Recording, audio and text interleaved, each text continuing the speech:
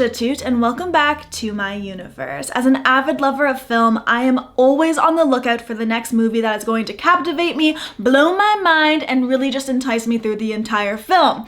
I was scrolling Netflix recently and I was looking at the top movies on their charts, and number one is currently Leave the World Behind. As I see it trending number one, I think to myself, let's give this a go. So that is what today's The Alicia review is all about. We are diving in to Leave the World Behind, the number one streaming film on Netflix right now, and we're gonna find out, was it worth watching? Before we get to the review, you know what to do. Like this video, comment if you happen to see the film already, if you loved it, hated it, what your thoughts were. I love reading those. Definitely hit the notification bell so you know when a new video goes live, and of course, subscribe to this channel for plenty more goodies. Now let's get to the Alicia review. A 6.6 on IMDb, 75% on Rotten Tomatoes, a star-studded cast of Julia Roberts, Ethan Hawke, Kevin Bacon. It really seemed from the premise it was going to be something that was a thriller with some cheeky undertones of dark humor, maybe a little bit of mystery, some drama thrown in there. So up my alley, so I was pumped to press play on this thing. Don't mind me as I get a little comfy here because there's so much to unpack when it comes to this film. So we're going to start off with what it's about. A family decide to rent out a vacation home for a weekend, Airbnb scenario. They're super excited to just get away from the hecticness of being in the city, so they get a beautiful home on Long Island, and they are just ready for relaxation and a fun time together.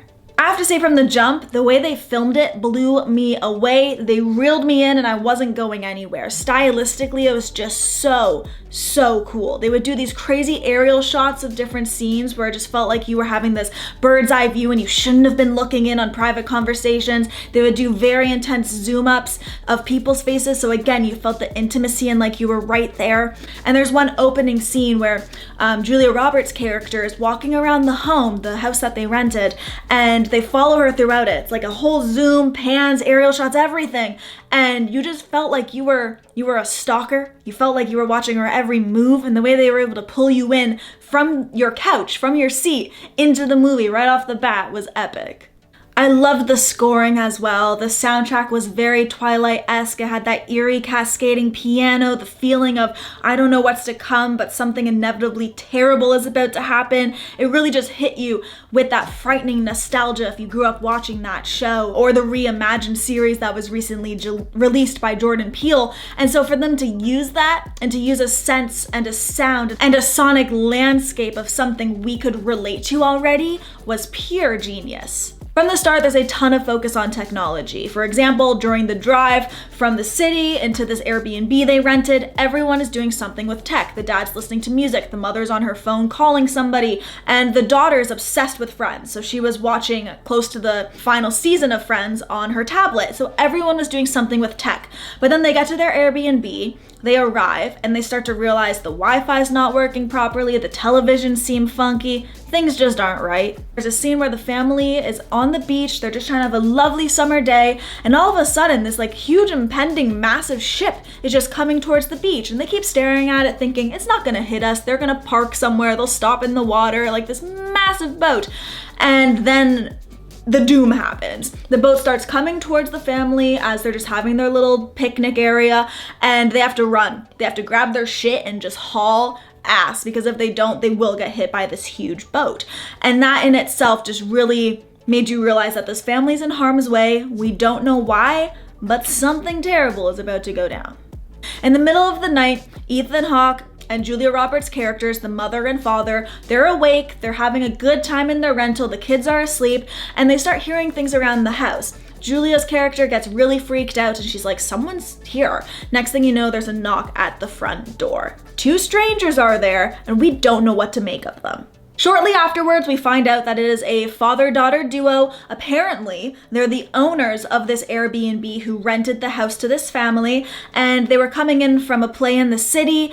There's a huge blackout that went on. They had to come home because there was just nowhere for them to go. The father and daughter eventually convinced them that the emergency in the city really is the reason that they are there, to not worry, to not be hesitant, that they are only in this house because it's their home and they had nowhere to go. Then on the television shortly after this confrontation and all of the hesitation of letting them stay the night in their own home that they rented, again, it's complicated. We find out on the TV that there was a nationwide cyber attack that's happening. And the whole time, Amanda and Clay's daughter is just bugging them. She really wants to watch the Friends finale. It's like, girl, there are bigger priorities here.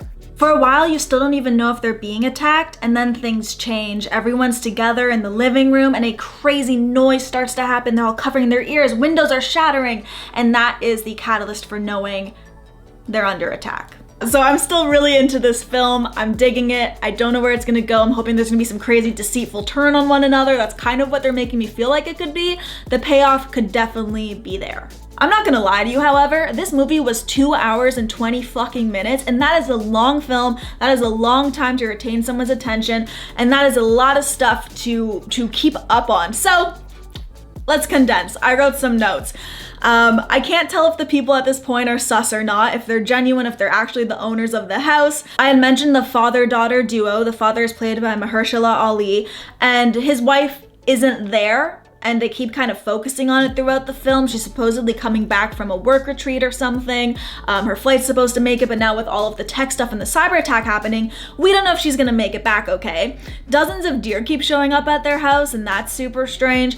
I told you a lot of shit happens, bear with me. So after this, Mahershala's character, GH, he decides to go to the neighbor's house to see what's going on, if the neighbor has any info for them, and he literally finds a dead body in his backyard that's a pilot, and then all you see are these planes crashed, and a plane starts flying in the sky coming towards the backyard as if it's some like weird magnetic field, and just crashes, and it's this very cool scene where he's running away from it, it's imploding, like really well done. Looked crazy real. It's nuts what they can do with films. It still baffles me. But anyways, to continue, clearly something is not right in the world right now, and we don't know if they're gonna survive it. So at this point, we start to realize these two families need to come together, work with each other, rely on one another to attempt to get through this. Stuff is happening left and right. The families don't know if a war is happening, and this is literally a country declaring war on them. They don't know if the cyber attack has to do with that, if it's just some hackers who are trying to get a one-up on someone, access databases. We don't know.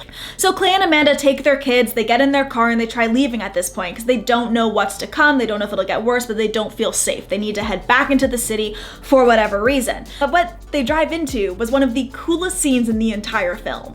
They're trying to access the freeway, and they find this Tesla graveyard. Amanda gets out of the car, tells the family to stay in there, and she's walking, and then you hear an engine revving, just coming straight towards them. And she looks behind, and then she looks at the Teslas, and she realizes there's nobody in any of them. And we're talking hundreds of these cars just crashed into one another, all Teslas, going back to the tech cyber attack aspect, right? So she starts yelling at her family, "Clay, get in the car, we're driving away." And he's like, "Honey, a car's coming to help us," not being aware of what she's put together. And luckily they got in the car, they swerved away. The car that was coming in would have hit them, and just crashes into this Tesla graveyard. Very cool scene. The family realizes they have no way in hell of getting back to the city, so they decide to go back to GH's home with his daughter. All 6 of them are back together in the Airbnb/GH's home, and they're trying to strategically find a game plan and where to move forward to. More weird things happen. Flamingos are in the pool. The son wakes up the next morning bleeding, coughing up blood. His teeth, all of them, are literally falling out. And it's not just the son that's having issues. His sister, Amanda and Clay's daughter, is also missing the next morning. So the parents just wake up in absolute panic and don't know what to do. However, GH has a feeling that he might. They go to see Kevin Bacon's character, who is a survivalist. They're trying to get medicine from him. He's pretty much saying, "I believe a war is happening, and I'm ready for it. You might not be, you're on your own, but I am ready for it." The daughter's still missing, so GH's daughter and Amanda, the mother, decide to go out and search for her. They can't find her anywhere. They're howling for her, and more deer are in the forest. There's a super weird scene where they try to get like dozens of deer, hundreds of deer really, to just get away from them, and finally they do. And after the deer scene, when they're in the forest shooing them all off and they leave, we hear explosions, and it just pans to GH's daughter and Amanda staring, looking out at the skyline of New York, looking into the city, and there are just explosions, bombs, helicopters, everything you could imagine that's like end of the world-esque going off and imploding. So this ending really got me. I don't know if I love it. I don't know if I hate it. I can appreciate the cheekiness of it, But as I said, the daughter is missing. Amanda and Clay's daughter hasn't been seen all day.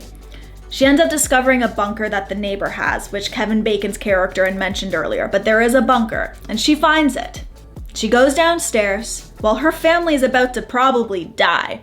She goes to this basement not caring. She even hears her mother in the distance calling her name. Doesn't care. She goes to the bunker, there's food, technology, updates on the war that's happening, the cyber attack, there's plants, there's everything you could ever imagine down there to survive. And then she comes across a television. So the movie ends with her finding friends on the shelf of discs, she puts it into the player, and she finally gets to bask in the glory, smiling ear to ear, watching the finale of her favorite show. Meanwhile, everyone is probably dying on the other end. Credits roll. I couldn't believe they ended it that way. I gotta be honest here, I think I'm leaning more on disliking the ending, because yes, I can appreciate how it's cheeky and it ties into them kind of having the little nuggets of friends throughout the whole movie. But really, I wanted more. I wanted people to turn on each other. I wanted to see. There was such a buildup of Amanda and Clay being so hesitant of letting in the homeowners into their own home, and I thought there'd be friction and fights, and there was none of that. None of it. And I really think that's where my brain went into expecting. I thought there'd be a crazy twist. I thought maybe instead of a war, they would explain what was happening a little bit better. So I don't know. There was something there that either just didn't connect for me personally, or they just didn't deliver on that I was really hoping I would get. Was it a cool movie overall because of everything I said? The surprises, the way just cinematically it was shot beautifully, the score was flawless. Yeah, it was great in that sense. But I was so angry at the end with just bam, credits. They got me. I was trying to think, what did they want us to take away from this film? Is it that art is salvation, and the whole time while the world was ending, this is what got her through it? The fact she could watch the finale of her favorite show, that's what she was like longing towards? Is it the fact that technology is an escape, but could also be our biggest enemy? I don't really know, but what I do want to say is that this movie had me thinking, and it still does. So kudos to them for that. So there we have it. Leave the World Behind. If you've checked it out, let me know what your thoughts happened to be on the film. Did you love it? Did you hate it? Were you confused? Did you want more? Was it too long in your thoughts? Like, what did you think? Let me know in the comments, guys, and thank you so much for hanging out with me today. I'm pumped to review the next one, pumped to be pushing out more content. You already know a lot's coming. So with that said, like, comment, subscribe, hit the notification bell, and I will see you very soon. Mwah.